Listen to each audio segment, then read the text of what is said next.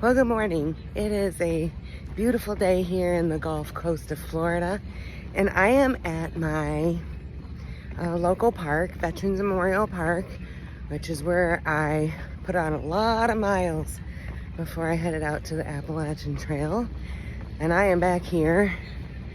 It is about 8:30 in the morning, and trying to beat the heat, but it's already out. It's already hot and humid, and the sun is already peeking out. And I'm coming back here to, it's kind of like I feel like I'm going backwards sometimes, but this is where I started training, just doing a mile or two at a time until I kept adding up the miles. So I'm back here again, and I am without a brace on my knee, so that's exciting. But I thought today I would talk to you about hiking solo and how to keep safe when you're hiking solo.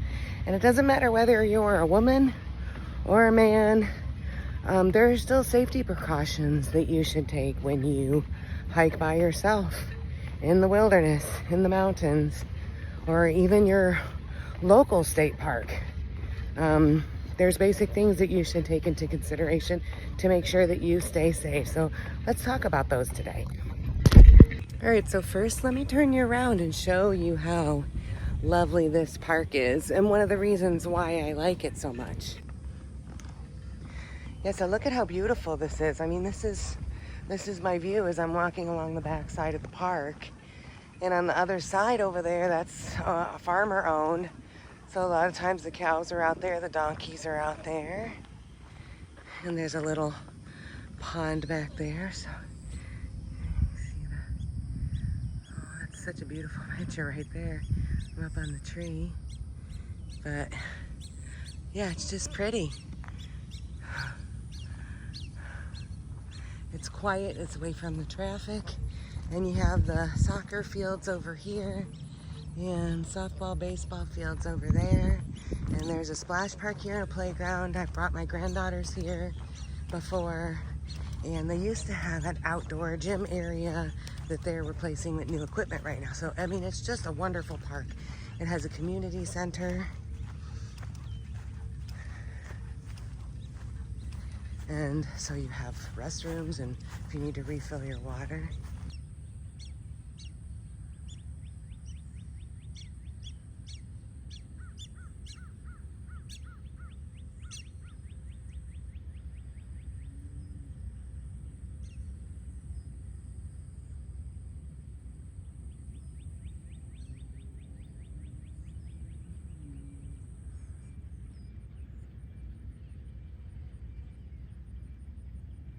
She's got 4 dogs, she's walking.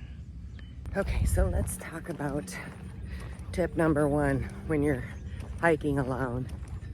And that is making sure that people that you know and love and trust know where you're going to be. That is utmost important. If you are going to walk a trail and there's a trailhead where you're gonna park, let them know where you're parking. Let them know how long you're gonna be walking for, how many miles or how many hours, and when you expect to return.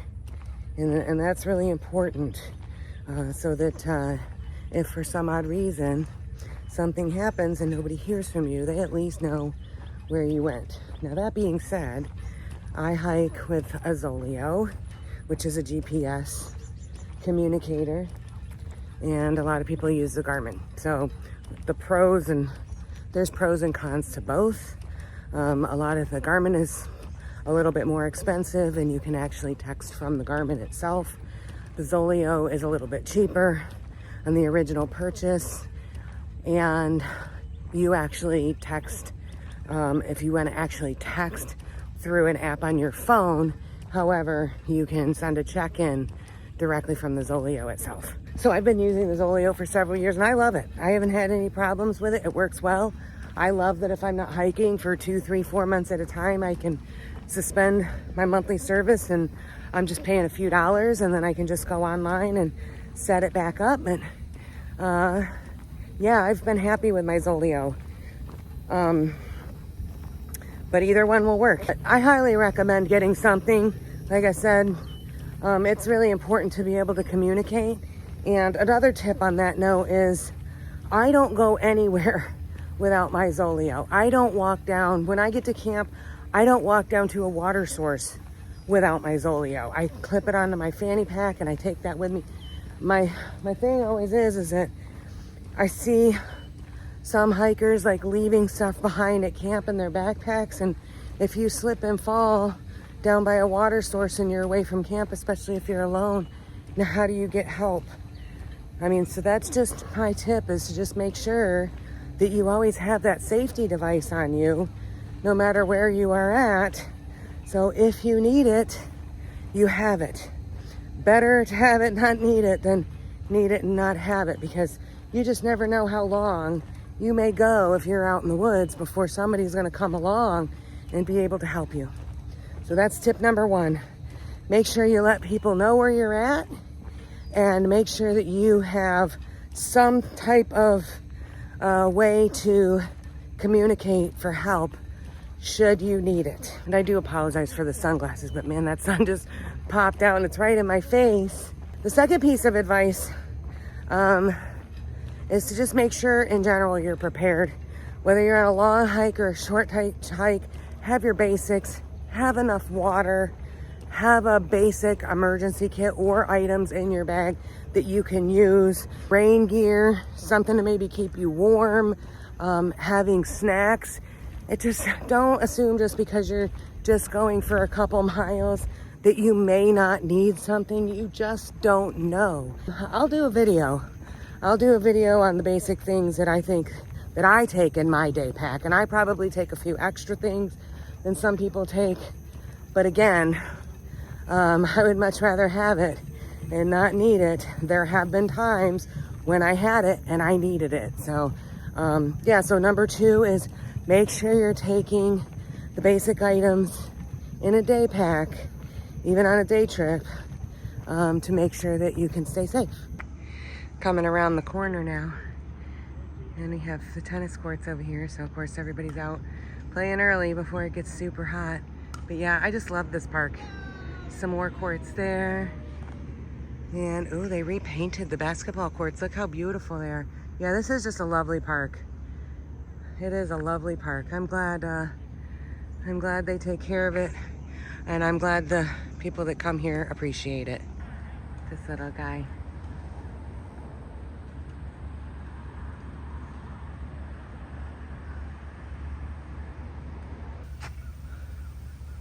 Okay, so let's talk about what can you do to protect yourself. What type of protection do you need, if any at all? I don't want to get into a whole lot of like weapon talking. That's not what this is about.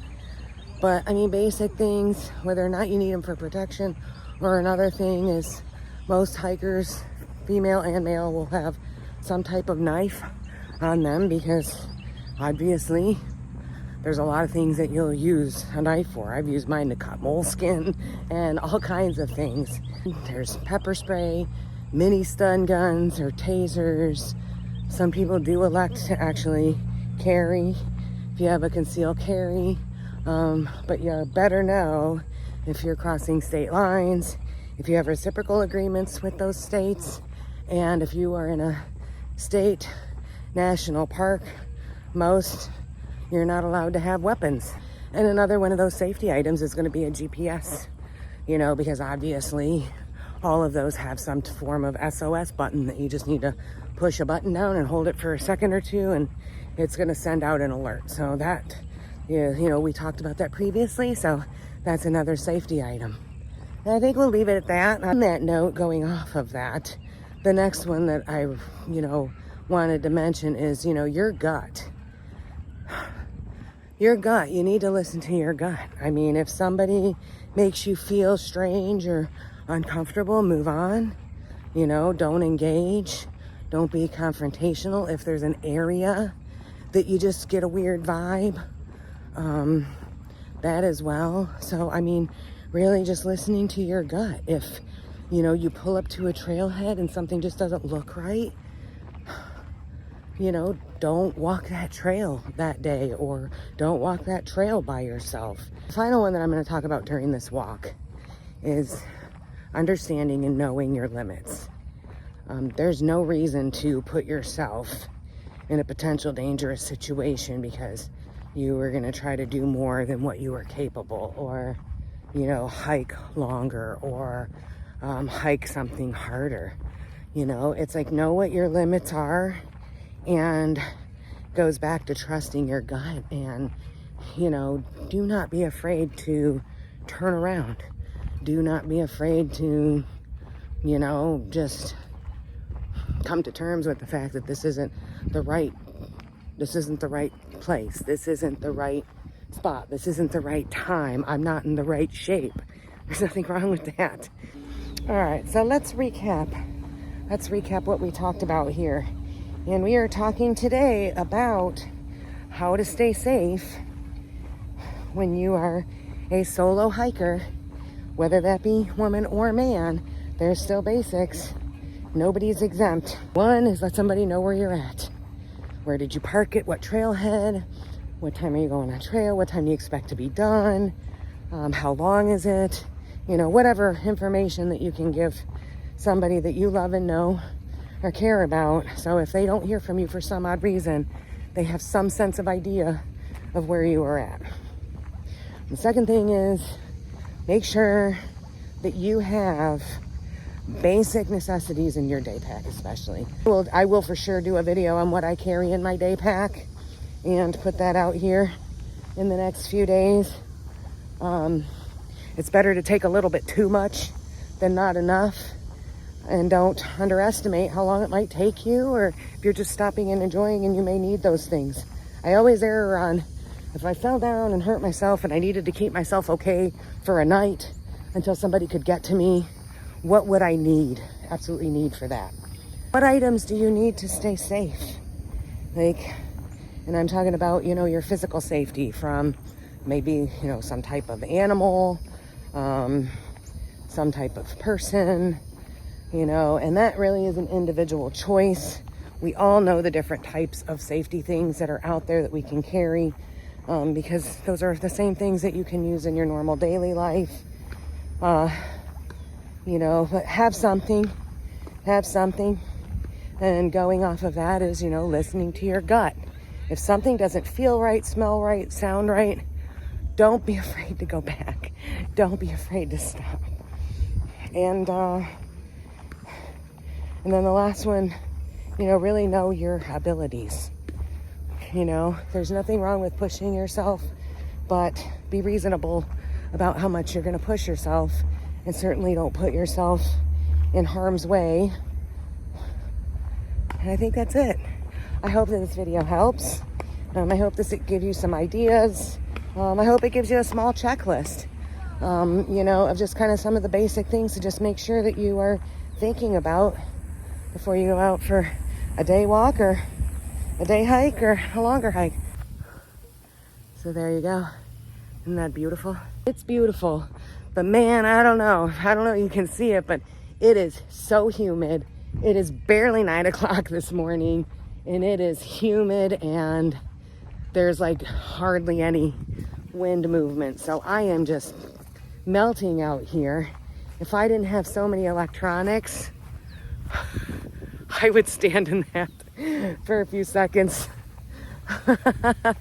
and cool down, but it is hot. And that's another thing. I am gonna get sprayed a little bit. I'm just walking 2 miles. My car's right on the other side.